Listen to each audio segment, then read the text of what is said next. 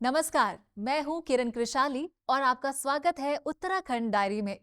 उत्तराखंड की धरती, जहां हर कहानी में अपनी मिट्टी की खुशबू है, हर पहल में उम्मीद है और हर परंपरा में हमारी संस्कृति की खूबसूरत झलक। आज की कड़ी में देशभक्ति से लेकर बेटियों के सपनों, बच्चों के भविष्य, कला और पहाड़ की लोक परंपराओं से जुड़ी कुछ खास कहानियां आपके लिए लेकर आए हैं। तो आइए शुरू करते हैं उत्तराखंड डायरी। 12 अगस्त को देहरादून के संस्कृति विभाग प्रेक्षागृह में दूरदर्शन केंद्र देहरादून का 26वां स्थापना दिवस कलामृतम के रूप में मनाया गया। गजल, जौनसारी, गढ़वाली और कुमाऊनी प्रस्तुतियों से सजी इस सांस्कृतिक संध्या में उत्तराखंड की लोक संस्कृति के कई खूबसूरत रंग देखने को मिले।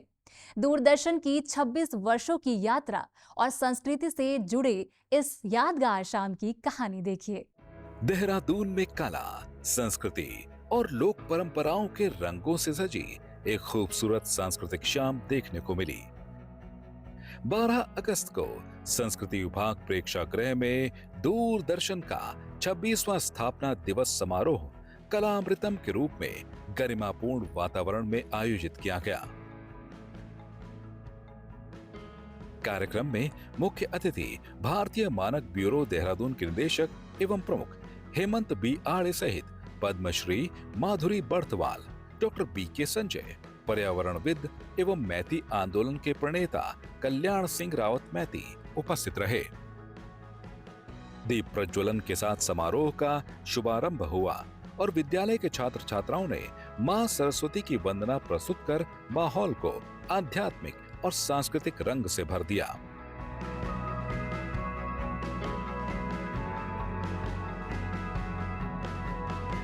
अतिथियों को पौध भेंट कर सम्मानित किया गया, जो प्रकृति, संस्कृति और सामाजिक जिम्मेदारी के प्रति सम्मान का प्रतीक रहा।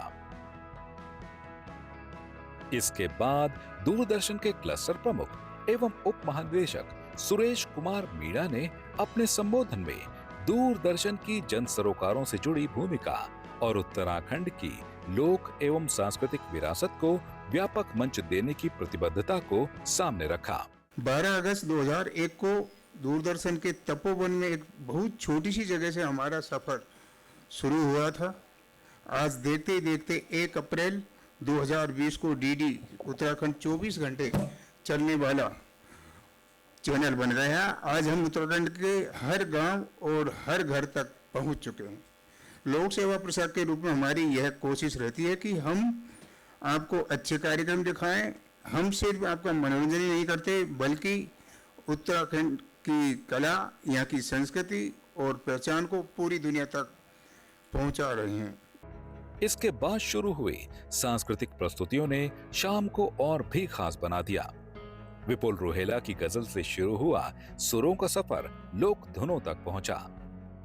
लोक गायिका डॉक्टर रेशमा शाह एवं दल ने जौनसारी गीतों की प्रस्तुति देकर जौनसार की लोक संस्कृति की खूबसूरत झलक दिखाई। वहीं सनमवर अली खान और शाहरुख खान की लाइट म्यूजिक प्रस्तुति ने कार्यक्रम में आधुनिक संगीत का रंग जोड़ा। इसके बाद सौरभ मैठाणी ने गढ़वाली गीतों से पहाड़ की भावनाओं को सुर दिया। पिथौरागढ़ की भाव राग ताल नाट्य अकादमी की हिल जात्रा नृत्य प्रस्तुति ने उत्तराखंड की विशिष्ट लोक नाट्य परंपरा को जीवंत कर दिया। वहीं लता तिवारी पांडे एवं दल की कुमाऊनी गीतों की प्रस्तुति के साथ सांस्कृतिक संध्या और भी समृद्ध हो गई।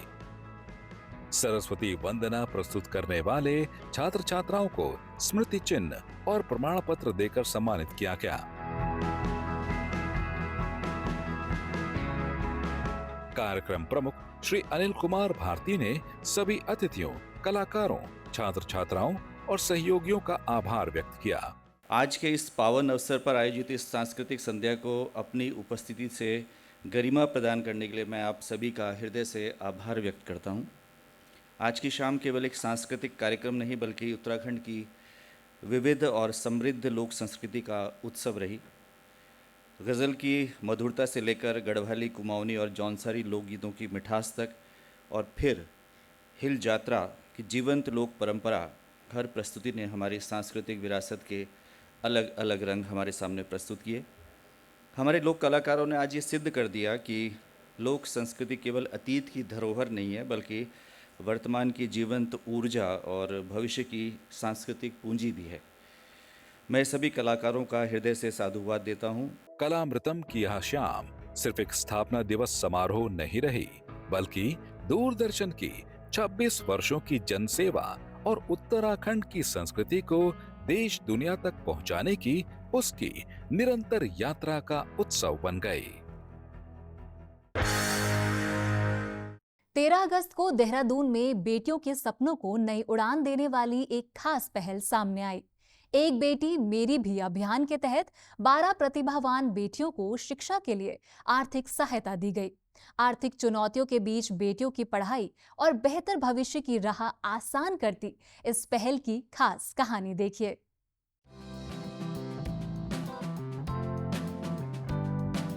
देहरादून में बेटियों की शिक्षा और उनके बेहतर भविष्य की दिशा में एक ऐसी पहल सामने आई जहां कुछ बेटियों के सपनों को सिर्फ सहारा नहीं मिला, बल्कि उन्हें आगे बढ़ने का भरोसा भी मिला।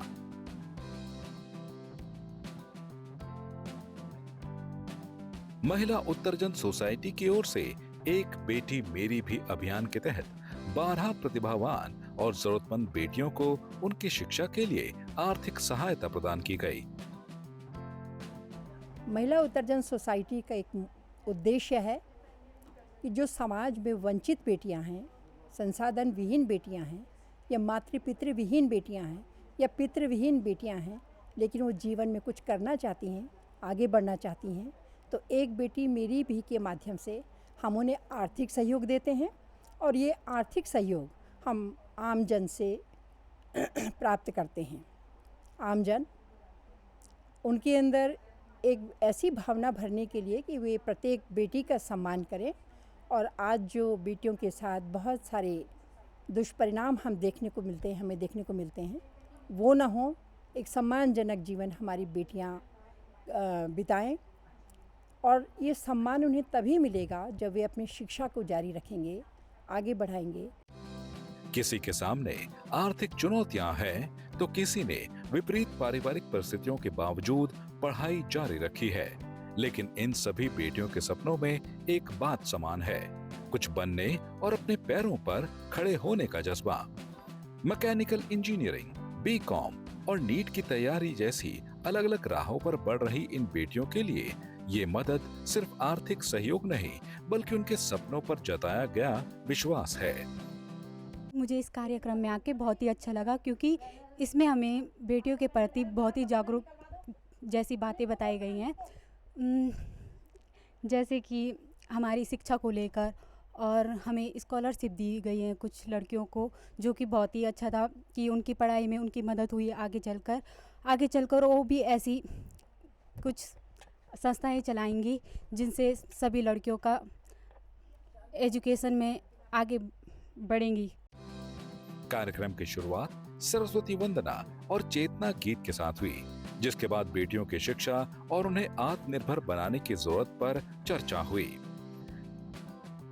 एक बेटी मेरी भी का प्रोग्राम एक ऐसा प्रोग्राम है जिसमें कि हम पितृविहीन बेटियों को, जो मतलब जिनके पिता नहीं हैं और जो मेधावी हैं, पढ़ने में होशियार हैं और गरीब हैं, विषम परिस्थितियों में वो अपने कुछ जोड़ नहीं सकती, तो इसलिए वो पढ़ना चाहती हैं, आगे पढ़ना चाहती हैं। उसके पढ़ाई के लिए हम उन महिला सोसाइटी की जो एक बेटी मेरी का कार्यक्रम है, उसमें हम उनको धनराशि प्राप्त करवाते हैं, सहायता देते हैं। और ये धनराशि हमें जनता के सहयोग से मिलती है, जो हम एक साल में 1200 रुपये लेते हैं। और इसको अगर जो 1200 रुपये ना दे सके तो हम 100 रुपये महीने के हिसाब से भी उनको ले सकते हैं। कार्यक्रम में बेटियों की प्रतिभा को भी मंच मिला। चेतना गीत और कविता पाठ के जरिए उन्होंने अपने भाव, संघर्ष और सपनों को आवाज दी।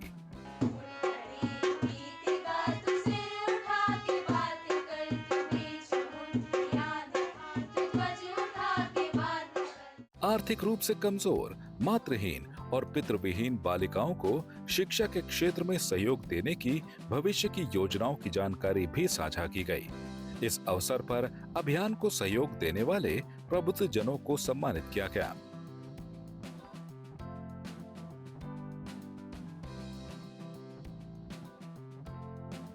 कार्यक्रम में मुख्य अतिथि जी प्रोजेक्ट्स के चेयरमैन श्री सुशील कुमार मौजूद रहे, जबकि अध्यक्षता पूर्व प्रधानाचार्य एवं लेखिका श्रीमती सरोजनी नौटियाल ने की और संचालन डॉक्टर सरिता भट्ट ने किया।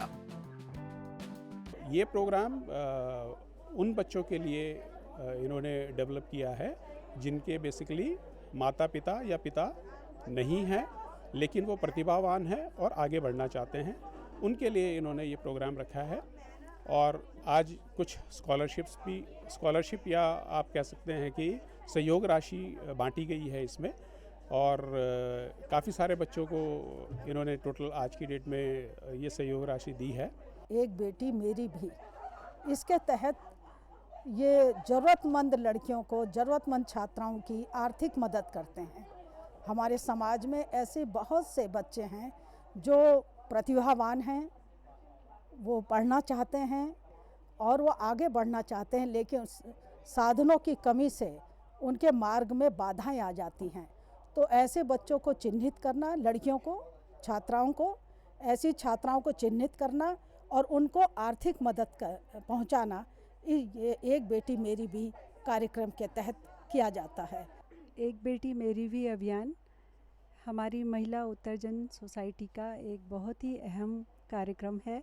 इसमें हम उन बेटियों के लिए कार्य करते हैं जो आर्थिक रूप से सक्षम नहीं है, जिनके माता पिता नहीं हैं या जिनके पिता नहीं हैं, और वो विपरीत परिस्थितियों में भी अपने शिक्षा को आगे बढ़ाए हुए हैं।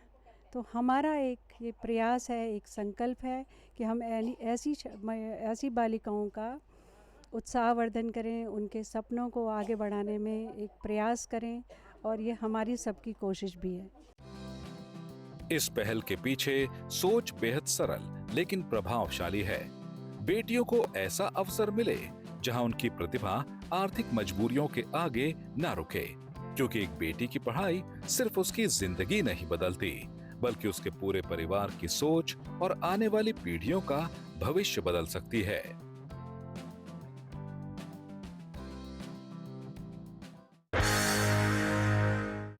चौदह अगस्त को देहरादून के सिद्धोवाला से बच्चों के भविष्य को नई दिशा देने वाली एक खास पहल की शुरुआत हुई। मिशन चाइल्ड टू चैंपियन का मकसद नन्हे बच्चों को छोटी उम्र से ही खेल, स्वास्थ्य और अनुशासन से जोड़ना और उनकी प्रतिभा को पहचानना है। आंगनवाड़ी से चैंपियन बनने के इस अनोखे सफर की कहानी देखिए।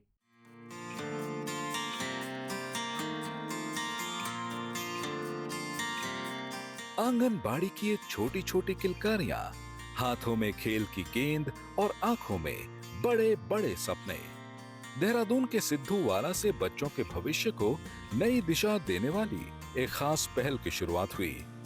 योटी फाउंडेशन के मिशन चाइल्ड टू चैंपियन का उद्देश्य है बच्चों को छोटी उम्र से ही खेल और शारीरिक गतिविधियों से जोड़ना, ताकि खेल उनके बचपन का हिस्सा बने और उनकी प्रतिभा को सही समय पर पहचाना जा सके।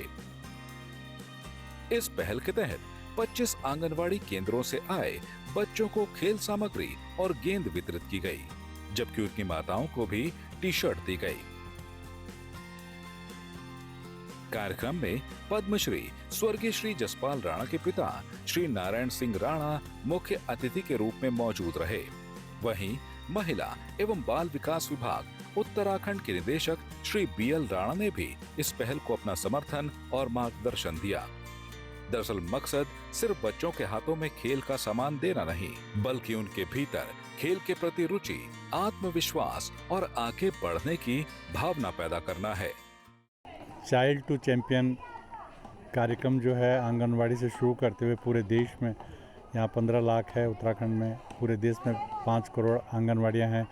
कैसे हम बिल्कुल छोटे बच्चों को, 4-5 साल के बच्चों से हम खेलों को शुरू करें और उनको ओलंपिक तक ले जाएं। तो चाइल्ड टू चैंपियन के लिए आंगनवाड़ी से बढ़िया हमको प्लेटफॉर्म नहीं मिल सकता। यहाँ बहुत छोटे बच्चे हैं, बहुत गरीब बच्चे हैं जो मेहनत कर सकते हैं, जो आगे ओलंपिक तक जा सकते हैं। तो एक मिशन है ये, और अभी हमने आज शुरुआत की। इसके बाद प्रत्येक आंगनवाड़ी में जाएंगे और उनको किट देंगे। बॉल, ये अलग किस्म का खेल है आयन बॉल, और आयन बॉल ही ने और खेलों को भी जोड़ेंगे। शूटिंग है, आर्चरी है, सारे खेलों में। और कोशिश करेंगे कि पूरे 90 दिन का जो ये कार्यक्रम है चाइल्ड टू चैम्पियन करके हम पूरे तकरीबन 100 डिस्ट्रिक्ट्स में जाएंगे देश में। वहाँ से हम कुछ 50 के करीबन बच्चों को सेलेक्ट करेंगे और उसके लिए हमारा जो हेडक्वार्टर है अपना गांव जो चिलामू है वहाँ हमने ज़मीन डोनेट की है। वहाँ उनके लिए हॉस्टल है, उनके लिए स्कूलिंग है और उन बच्चों को हम तैयार करेंगे हर एक इवेंट के लिए। ये इनका बहुत अच्छा कॉन्सेप्ट है। बच्चों के अंदर खेल की जो प्रतिभा है उसे जितना अर्ली एज में हम लोग पहचान पाएंगे उतना उसकी संभावना जो है राष्ट्रीय स्तर पर, अंतर्राष्ट्रीय स्तर पर जो है पदक दिलाने की जो है बढ़ जाती है।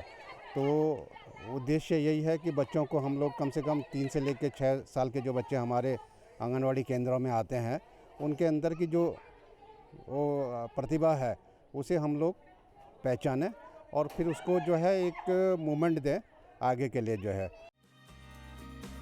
बचपन की यही छोटी छोटी गतिविधियां आगे चलकर बड़े कौशल की नींव बन सकती हैं। मिशन चाइल्ड टू चैंपियन के जरिए 3 से 6 वर्ष की उम्र के बच्चों में motor skills, balance, coordination, agility, team work और अनुशासन जैसे गुण विकसित करने पर जोर दिया जाएगा। साथ ही बच्चों की शुरुआती प्रतिभा और रुचि को पहचान कर उन्हें आगे उचित खेल प्रशिक्षण से जोड़ने की कोशिश होगी। इस पूरी पहल में आंगनवाड़ी कार्यकर्ताओं की भूमिका भी अहम रखी गई है। उन्हें प्रशिक्षण दिया जाएगा ताकि खेल और शारीरिक गतिविधियों को बच्चों के रोजमर्रा के विकास का हिस्सा बनाया जा सके। चाइल्ड टू चैम्पियन जो कार्यक्रम यहाँ पे ऑर्गेनाइज़ किया जा रहा है युति फाउंडेशन द्वारा, जिसमें कि जो हमारे आंगनबाड़ी के बच्चे हैं उनको फिज़िकल एक्टिविटी के लिए प्रोत्साहित किया जा रहा है। जिसमें जो ये बॉल है, बॉल की जो एक्टिविटी है, कलरफुल बॉल्स हैं और ये बॉल से पूरी ये एक्टिविटी एक ग्राउंड में की जा रही है, जिसमें हमारे आंगनबाड़ी के वर्कर्स, हमारे हेल्पर्स और हमारे जो बच्चे हैं वो पूरे इन्वॉल्व हो रहे हैं, पूरा खेल रहे हैं और उन्हें बहुत मज़ा आ रहा है। प्रशिक्षित चाइल्ड स्पोर्ट्स कोचेस नियमित रूप से बच्चों के साथ गतिविधियां करेंगे।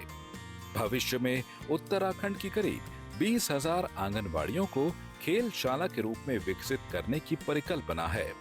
चाइल्ड टू चैम्पियन मिशन जो इसकी शुरुआत की गई, इसके लिए जो राष्ट्रीय रक्षा यूनिवर्सिटी गुजरात में जो स्टैब्लिश की गई है देश की नेशनल सिक्योरिटी को लेके, तो वहाँ पे नेवी के हमारे 36th vice chief admiral S N. Ghormade ji के नेतृत्व में वहाँ एक बैठक बुलाई गई और उसमें इसको चर्चा का विषय बनाया गया कि ऐसे देश में आंगनवाड़ीज़ में जो 4 करोड़ बच्चे हैं उनको चाइल्ड टू चैम्पियन के रूप में आगे बनाने के लिए कुछ हम प्रोग्राम्स आगे लेके आएंगे।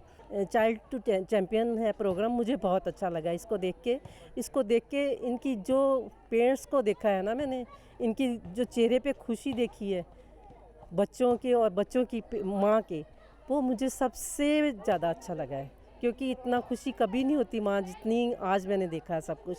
और ये वर्ल्ड में चले, हमारे इंडिया में सबसे पहला प्रोग्राम है और बहुत अच्छा लगा। इसको जितना आगे से आगे बढ़ा सकते हैं हमें बढ़ाना चाहिए। बच्चों के स्वास्थ्य पर भी बराबर ध्यान दिया जा रहा है, जिसके लिए सुभारती हॉस्पिटल को हेल्थ पार्टनर बनाया गया है। इस मिशन के पीछे स्वर्गीय पद्मश्री जसपाल राणा की खेल विरासत से प्रेरणा भी जुड़ी है। यहाँ सुद्धोवाला आंगनबाड़ी सेंटर पे जो है सुभारती हॉस्पिटल की तरफ से जो है एक मेडिकल टीम यहाँ पे पहुँची है, जिसके माध्यम से हमने यहाँ पे सभी बच्चों का चेकअप करना है और उनके जो पेरेंट्स आए हैं उनका भी चेकअप करेंगे। इसके साथ ही कोई अगर कॉम्प्लिकेटेड केसेस मिलेंगे तो उनको जो है हम सुभारती रेफ़र करेंगे। और सुभारती जो हॉस्पिटल है वो इस तरीके से कई उत्तराखंड के कई एरिया में जो है इस तरीके के कार्यक्रम करता रहता है। इसके साथ साथ मोबाइल वैन भी जो है सुभारती की तरफ से हर क्षेत्र में यहाँ पे चलाई जा रही है, प्रतिदिन यहाँ पे विभिन्न क्षेत्रों में चलाई जा रही है। और जो सुभारती के owner doctor Atul Bhatnagar sir और जो मार्केटिंग हेड है डॉक्टर प्रशांत भटनागर सर, उनकी तरफ से ये रहता है कि हम एक सेवा भावना की तरफ से जो है प्रेम, सेवा, करुणा, दया की भावना से जो है यहाँ उत्तराखंड के लिए काम करें और उत्तराखंड के जनमानस की जो है यहाँ पे सही प्रकार से सेवा हम लोग करें। सिद्धूवाला से शुरू हुई यह छोटी सी पहल सिर्फ आज के बच्चों को खेल सिखाने की कोशिश नहीं, बल्कि कल के स्वस्थ, आत्मविश्वासी और अनुशासित युवाओं की नींव तैयार करने का सपना है। क्योंकि चैंपियन बनने की शुरुआत अक्सर किसी बड़े मैदान से नहीं, बल्कि बचपन के एक छोटे से खेल से होती है।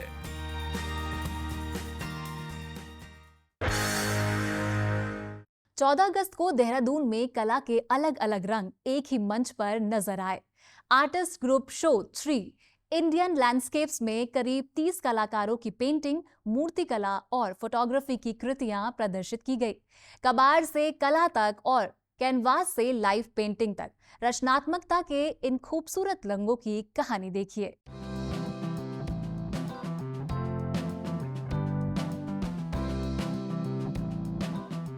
कभी रंग बोलते हैं, कभी रेखाएं कहानी कहती हैं और कभी एक तस्वीर बिना कुछ कहे बहुत कुछ कह जाती है।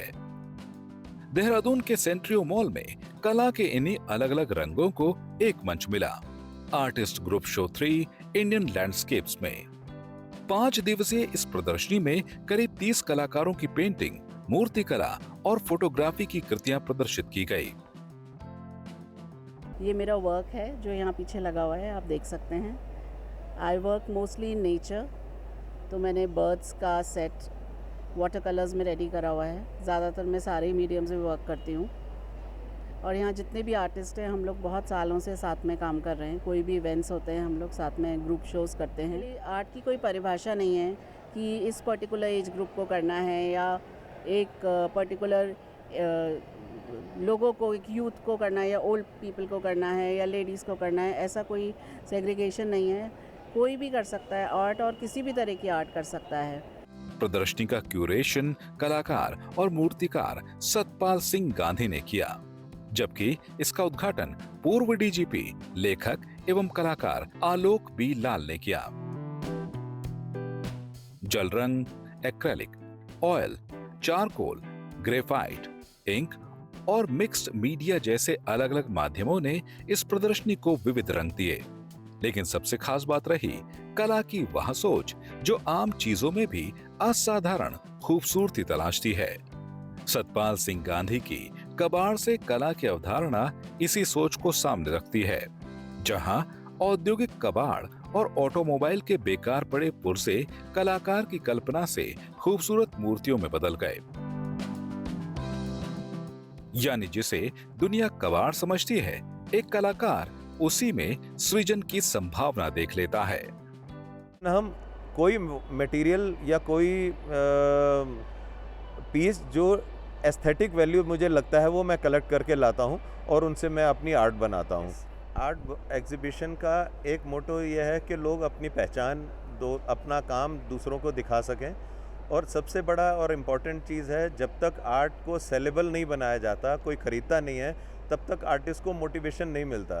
तो इकोनॉमिक्स अगर वर्कआउट होती है तो प्रोत्साहन मिलता है आर्टिस्ट को और ज़्यादा आर्ट करने के लिए। इस प्रदर्शनी की खूबसूरती सिर्फ कलाकृतियों में नहीं, बल्कि इस सोच में भी है कि कला किसी एक वर्ग या किसी एक जगह तक सीमित नहीं होनी चाहिए। स्थापित कलाकारों के साथ उभरते और युवा कलाकारों को भी यहाँ अपनी रचनात्मकता दिखाने का अवसर मिला। मेरे को करीबन 5 से 6 साल हो गए हैं आर्ट वर्क करते हुए। तो ये मैंने मतलब अपने ब्रदर्स के मोटिवेशन आके मैंने आर्ट को ज्वाइन किया था। तो मतलब उनका सपना था कि मैं एक आर्टिस्ट बनूं, तो तब फिर मैं इस लाइन में आई हूँ। मैं हर एक आर्टिस्ट को मैं ये बोलना चाहती हूँ, हर एक पब्लिक को मैं ये बोलना चाहती हूँ, आर्ट फॉर्म एक ऐसी फॉर्म है कि आप कलर जो है आप वो हर कहीं बिखेर सकते हैं। जैसे मैंने ये जगन्नाथ जी बनाए हैं, ये लोगों को काफ़ी इंस्पायर कर रहे हैं, बहुत ज़्यादा इंस्पायर कर रहे हैं। जैसे ये इसके जैसे ये फ्लावर्स हैं, ये काफ़ी इंस्पायर कर रहे हैं। इसको कम से कम 1 से 2 वीक्स हो गए हैं इसको कंप्लीट करने में, और ये एक्रेलिक कलर में बनाया गया है, ठीक है। और जो इसमें जो ऊपर जो मोर पंख लगे हैं वो ओरिजिनल मोर पंख है, बाकी इसमें जितना भी डिटेलिंग्स है वो सब कलर से है। मुख्य अतिथि आलोक बी लाल की ग्रेफाइट पेंसिल से बनी कृतियां, फोटोग्राफर भूमेश भारती के अमूर्त फोटोग्राफी प्रयोग और युवा कलाकार मनिका पंत की कलाकृतियां भी दर्शकों के आकर्षण का हिस्सा रहीं। मूर्तिकार डॉक्टर बिंदु छाबड़ा समेत कई कलाकारों ने अपनी रचनाओं के जरिए अलग अलग विचारों और भावनाओं को व्यक्त किया। वहीं लाइव पेंटिंग वर्कशॉप ने दर्शकों को कला की रचना प्रक्रिया को करीब से देखने का मौका दिया। एक खाली कैनवस कैसे धीरे धीरे रंगों, रेखाओं और कल्पना से एक कहानी में बदल जाता है, यह अनुभव अपने आप में खास रहा। सेंट्रियो मॉल जैसे सार्वजनिक स्थान पर इस आयोजन का उद्देश्य भी यही है कि कला आर्ट गैलरी की चार दीवारी से बाहर निकले और आम लोगों तक पहुंचे। कलाकार और दर्शक आमने सामने आए, सवाल पूछें, विचार साझा करें और कला को सिर्फ देखें नहीं बल्कि महसूस भी करें, क्योंकि एक अच्छी कलाकृति आंखों के सामने रुकती जरूर है, लेकिन उसकी असली खूबसूरती तब सामने आती है जब वह दिल और सोच में भी अपनी जगह बना ले।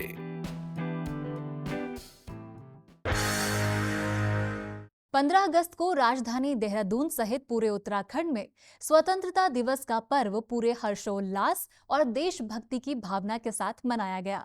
राजभवन, सचिवालय और परेड ग्राउंड से लेकर आकाशवाणी और दूरदर्शन परिसर तक तिरंगा शान से लहराया और प्रदेश व देशवासियों को संबोधित किया गया।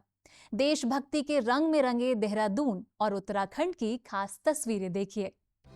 देशभक्ति के रंग में रंगी राजधानी देहरादून में स्वतंत्रता दिवस का पर्व पूरे हर्षोल्लास और उत्साह के साथ मनाया गया। राजभवन, सचिवालय, परेड ग्राउंड, आकाशवाणी और दूरदर्शन परिसर समेत विभिन्न स्थानों पर तिरंगा फहराया गया और राष्ट्रगान के साथ आजादी के इस पर्व को सम्मान पूर्वक मनाया गया। अलग अलग समारोहों में प्रदेश और देशवासियों को संबोधित करते हुए स्वतंत्रता दिवस की शुभकामनाएं दी गईं और देश की एकता, अखंडता और विकास के संकल्प को दोहराया गया। ये क्षण हमारे लिए बहुत इम्पोर्टेंट है कि आज के दिन हम संकल्प लें, अपने राष्ट्र के लिए संकल्प लें, अपनी इंडिपेंडेंस के लिए संकल्प लें। सबसे पहले नेशन फर्स्ट, राष्ट्र प्रथम, राष्ट्र सर्वोप्रिय, और हम अपने आप से सवाल करना चाहिए कि हम राष्ट्र निर्माण, राष्ट्र सुरक्षा के लिए क्या कर रहे हैं। हमको राष्ट्रीय एकता, अखंडता और सामाजिक समरसता के लिए क्या कर रहे हैं, ये अपने आप से एक संकल्प लेने का दिन है।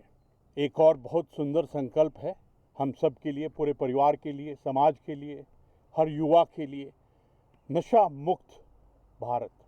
राजभवन में आयोजित समारोह से लेकर सचिवालय और परेड ग्राउंड तक तिरंगे की शान हर जगह दिखाई दी।